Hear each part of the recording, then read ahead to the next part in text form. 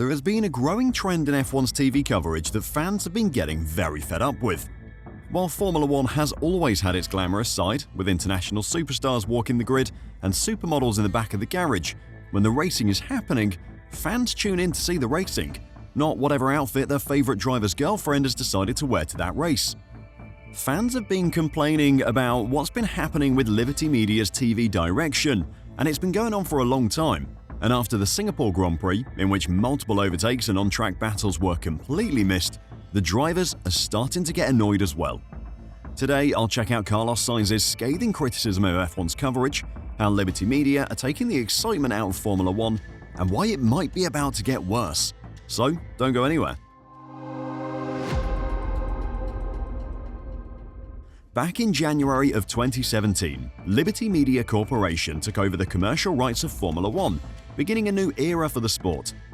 In a deal that valued the sport at $8 billion, Liberty paid $4.4 billion to take control of the sport. The company aimed to use their large media business to promote F1 and grow it to see a return on their investment. You have to give credit where credit is due. They have definitely done what they set out to do.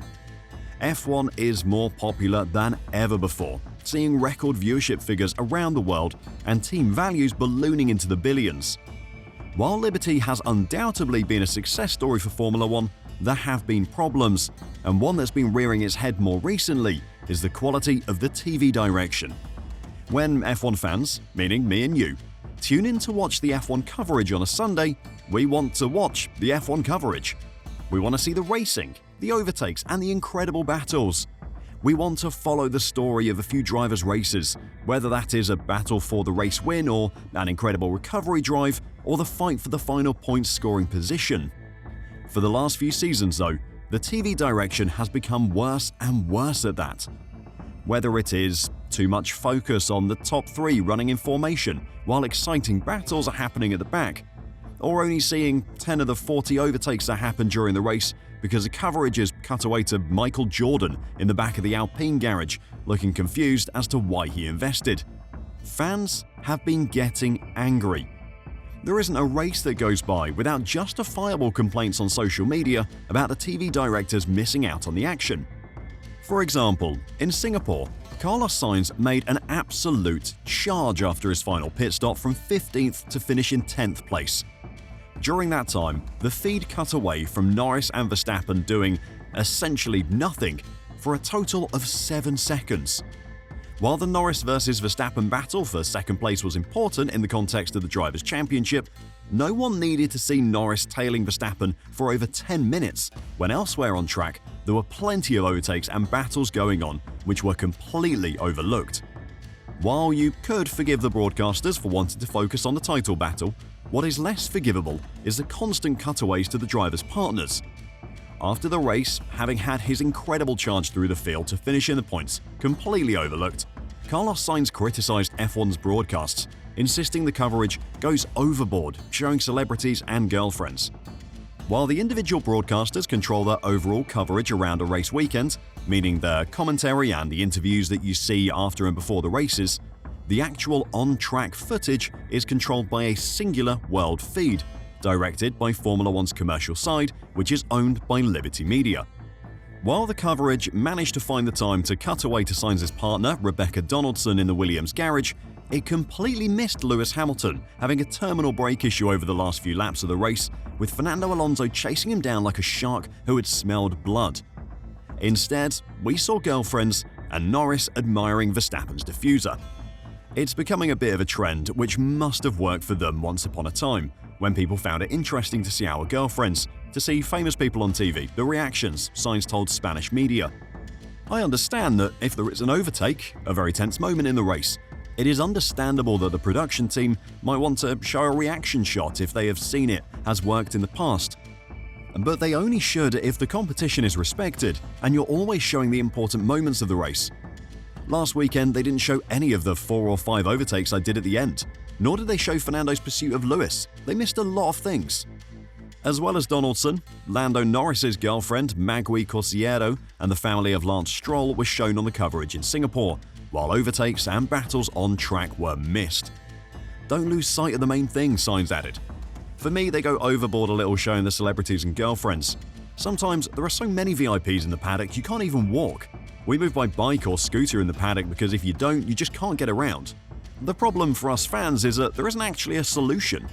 Formula One controlling the footage that gets sent to every broadcaster means they can't switch from Sky Sports to F1 TV to get better video coverage.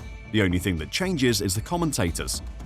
Of course, you can pay a huge premium for one of the fancy Sky services, which will cut to overtakes that are happening or pick a driver's onboard to follow.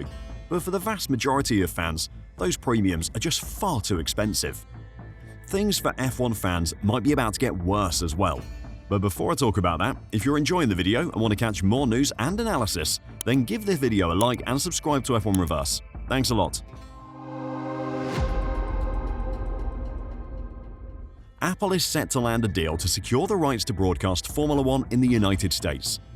The deal would see the technology giant take over from ESPN, which has controlled the rights in the US since 2018. It is reported that a new collaboration will be announced at the United States Grand Prix at the Circuit of the Americas next weekend.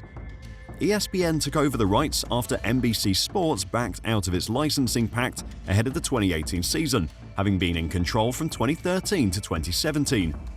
With it taking on an existing agreement, ESPN paid no fee at the start of its tenure, but fronted up $5 million a year from 2020 through to 2022's conclusion.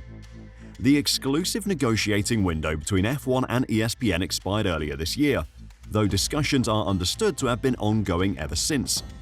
It's now being reported that a deal has been in the works since the summer, and is expected to be an increase in value from the current mark of $90 million a year paid by ESPN to an estimated $140 million a year that Apple will be paying. In terms of cost for the provider, that is a massive increase. With Apple willing to pay $50 million a year more than ESPN were, they'll need to reclaim those costs from somewhere, and that normally means the consumer. While prices going up for F1 fans in the States is bad enough thanks to the switch to Apple from ESPN, they might also see the removal of the one competitor to the regional broadcasters. Apparently, negotiations between F1 and Apple have been moving so slowly because Apple isn't happy with F1 offering their own streaming service as a competitor. F1 TV is an option for fans around the world, but that could be changing next season. Apple is apparently reluctant to allow F1 TV to exist in the US if it's paying such a large figure for streaming rights, and is hoping to come to an agreement that mirrors Sky's deal in the United Kingdom, where F1 TV displays heritage content only and not live broadcasts. But the service has been profitable for F1 in the US market, and it has therefore been reluctant to bring it to an end, producing the stalemate. Whatever ends up happening with F1 coverage in the US, a reduction in streaming options is always going to be a bad thing for fans. If Apple has no competition from a service like F1 TV, then they can set whatever price they want, and sadly for fans, they'll just have to pay it. Of course, VPNs are available, but the vast majority of fans aren't going to be using them or even know how to. Hopefully, for fans of the sport in America, the new Apple coverage won't see an increase in price, and hopefully for fans around the world, we'll start to see more of the on-track action and less of the people standing in the back of the garages. Have you noticed the problems with F1's coverage? Do you wish they showed more of the action, or are you happy with the attention being on the front of the pack? Let me know your thoughts in the comments down below, and until next time, drive safe and bye for now.